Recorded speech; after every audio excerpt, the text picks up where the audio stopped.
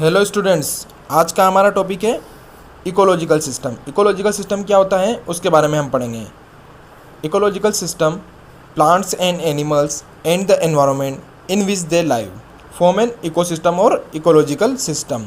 पेड़ पौधे और एनिमल्स और पर्यावरण जिसमें वे रहते हैं वे एक इकोलॉजिकल और इकोसिस्टम बनाते हैं। Ecosystem are units of biosphere, millions of different ecosystem together form earth biosphere.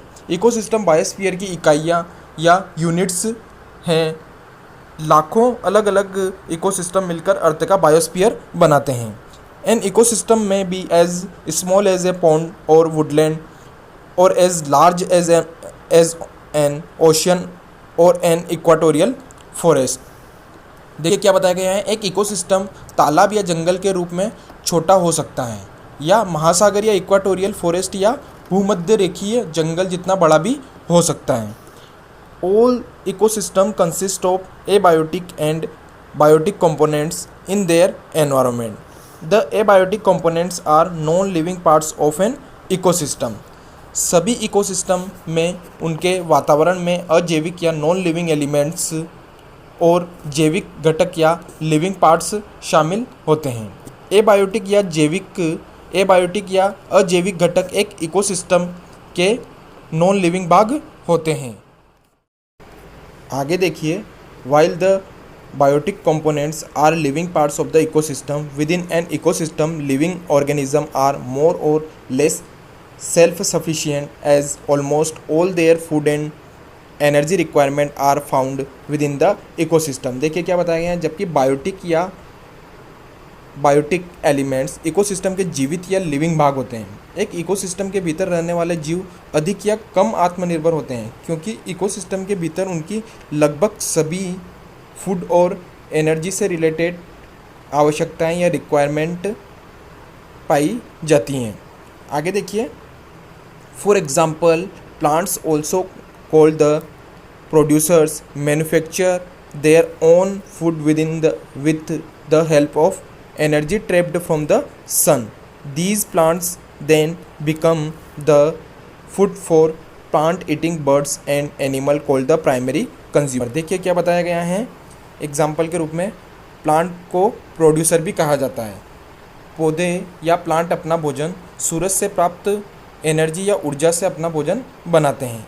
ये प्लांट्स खाने वाले बर्ड्स और एनिमल्स के लिए फूड या भोजन बन जाते हैं, जिन्हें प्राइमरी कंज्यूमर भी बोला जाता है। देखिए आगे क्या बताया गया है, the secondary consumer are the birds and animals that feed on other birds and animal. The dead remains of plants and animals are then broken down or decomposed by fungi, bacteria etcetera called the decomposers into materials which plants can take up from the soil as nutrients. देखिए क्या बताया गया है, secondary consumer birds animals के मृत अवशेष तब टूट जाते हैं या फंगी, बैक्टीरिया आदि द्वारा विघटित हो जाते हैं। फंगी या बैक्टीरिया लग जाने के बाद क्या हो जाते हैं, विघटित हो जाते हैं या टूट जाते हैं, जिन्हें ही क्या बोला जाता है, डिकम्पोजर्स कहा जाता है।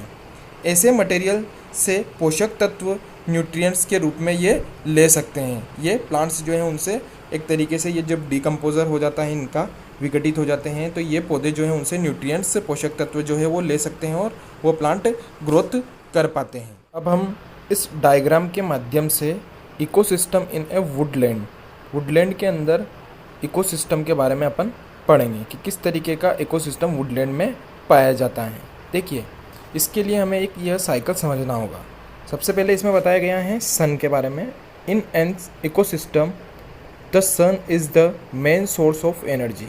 इकोसिस्टम के अंदर सन जो रहता है वो एनर्जी का मेन सोर्स माना जाता है या फिर मुख्य सोर्स माना जाता है। कैसे, देखिए, grass, trees and other plants are producers, they use sunlight to make food.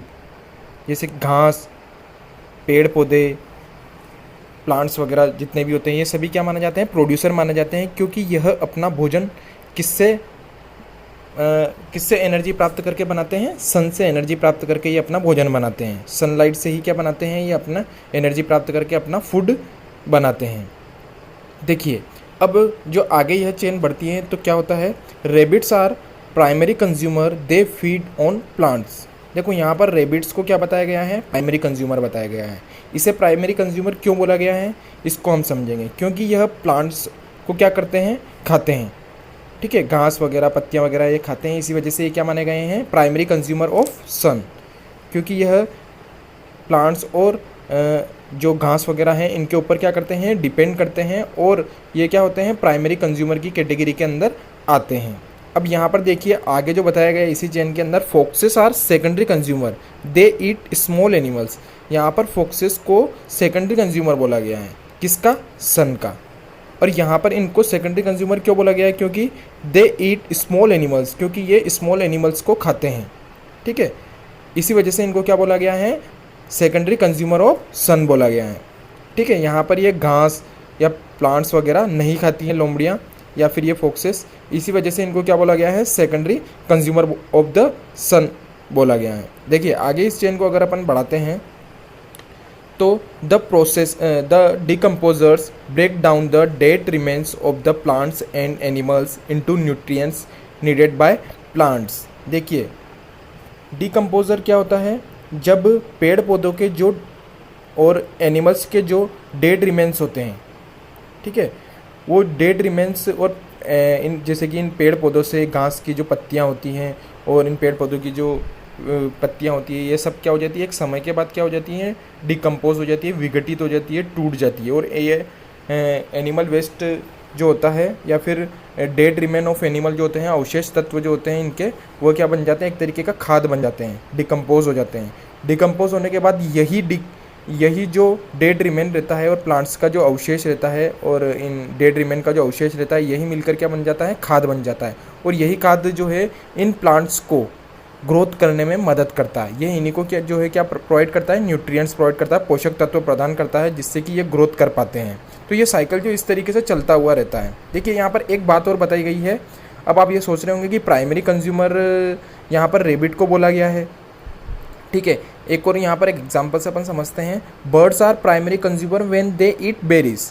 देखो बर्ड्स को यहाँ पर प्राइमरी कंज्यूमर बोला गया है, अगर वह छोटे फल या जामुन वगैरह अगर खाते हैं तो वो प्राइमरी कंज्यूमर की कैटेगरी के अंदर आएंगे, ठीक है। If they are secondary consumers when they eat insects और स्मॉल बर्ड्स, अगर वे छोटे पक्षी या फिर कीड़े मकोड़े अगर खाते हैं तो वो सेकेंडरी कंज्यूमर के अंदर चले जाएंगे, ठीक है। जैसे कि यहाँ पर जो फोक्स बताई हुई थी वो एनिमल्स खा रही थी छोटे, तो वो सेकेंडरी कंज्यूमर ऑफ सन मानी जा रही थी। यहाँ पर भी वैसे ही हो रहा है, सेकेंडरी अगर ये क्या खा रहे हैं, इंसेक्ट्स और स्मॉल बर्ड्स खा रहे हैं, ठीक है, तो ये क्या माने जाएंगे, सन के इस समय में ये पक्षी जो है, ये बर्ड्स क्या माने जाएंगे, सन के सेकेंडरी कंज्यूमर माने जाएंगे। लेकिन अगर ये क्या खा रहे हैं, छोटे फल या जामुन वगैरह अगर ये खा रहे हैं तो ये क्या माने जाएंगे, प्राइमरी कंज्यूमर माने जाएंगे सन के। इकोलॉजिकल बैलेंस क्या होता है उसके बारे में हम पढ़ेंगे। देखिए the elements of an ecological system maintain a state of equilibrium which is known as the ecological balance. देखिए क्या बताया गया है, एक इकोलॉजिकल सिस्टम के एलिमेंट्स संतुलन की स्थिति को बनाए रखते हैं, जिसे ही इकोलॉजिकल बैलेंस के रूप में जाना जाता है। मतलब क्या होता है, एक इकोलॉजिकल सिस्टम के जो तत्व होते हैं वो बैलेंस की स्थिति को बनाए रखते हैं, जिसे ये हम क्या बोलते हैं, इकोलॉजिकल बैलेंस बोलते हैं। देखिए आगे क्या बताया हुआ है, any change or disturbance in this equilibrium gives birth to a new ecological system. देखिए आगे क्या बताया गया है, इस संतुलन में डिस्टर्बेंस या परिवर्तन एक नए इकोलॉजिकल सिस्टम को जन्म देता है। देखिए आगे क्या बताया गया है, the environment affect the living organism in many ways. Environment कई तरह से जीवों को प्रभावित करता है। For example the temperature, light, wind and soil affect the rate of growth of plants which are food for animal. देखिए अगर हम एग्जाम्पल की बात करें तो टेम्परेचर, लाइट, एयर और सोइल प्लांट्स के विकास की दर को प्रभावित करते हैं, जो एनिमल्स के लिए भोजन है। If the growth of plants get abnormally reduced, it will affect the number of herbivores, which in turn will affect the number of carnivores। देखिए क्या बताया गया है, अगर प्लांट्स की वृद्धि असामान्य रूप से कम हो जाती है तो यह मांसाहारी जीवों की संख्या को प्रभावित करेगा। Thus, one change lead to a series of changes which further disturb the ecological balance. The changed environment due to a disturbed ecological balance can create circumstances which may be favorable or unfavorable for man. देखिए क्या बताया गया है। इस प्रकार एक change परिवर्तन की एक सीरीज़ की ओर जाता है जो फिर इकोलॉजिकल बैलेंस को डिस्टर्ब करता है। एक डिस्टर्ब इकोलॉजिकल बैलेंस के कारण बदले हुए वातावरण से ऐसी कंडीशंस या ऐसी स्थितियां क्रिएट हो सकती हैं जो मनुष्य के लिए फेवरेबल और अनफेवरेबल हो सकती है। Study of environment A necessity. हमें एनवायरनमेंट की स्टडी करना क्यों ज़रूरी होता है या फिर एनवायरनमेंट की स्टडी करना हमारे लिए आवश्यक क्यों होता है उसके बारे में हम पढ़ेंगे। For the development of human life it is essential to study the environment. We are an integral part of the biological environment and our life is very much dependent on the circumstances of physical environment. देखिए क्या बताया गया है, मानव जीवन के विकास के लिए environment की स्टडी करना ज़रूरी है। हम बायोलॉजिकल एनवायरनमेंट का एक महत्वपूर्ण अंग हैं और हमारा जीवन फिजिकल एनवायरनमेंट की कंडीशन पर बहुत डिपेंड है। आगे देखिए, whatever man needs for the development of his life he gets it from the nature or the environment. Man has changed the environment of many places to satisfy his needs, for example to build houses, set up factories etcetera. It is true that those changes are essential to fulfill human needs, but these actions have adversely affected the environment of those places. देखिए क्या बताया गया है, अपने जीवन काल के विकास के लिए मनुष्य को जो कुछ भी चाहिए वह उसे नेचर या एनवायरनमेंट से मिलता है। मनुष्य ने अपनी नीड्स को पूरा करने के लिए कई स्थानों के वातावरण को बदल दिया है। जैसे कि अगर हम एग्जाम्पल की बात करें तो घर बनाने के लिए फैक्ट्री लगाना आदि, और जो घर बनाते हैं लोग बिल्डिंग हाउसेस वगैरह बनाते हैं और फैक्ट्रीज वगैरह लगाते हैं, ये आदि जो हैं ह्यूमन के द्वारा बदलाव किए गए हैं।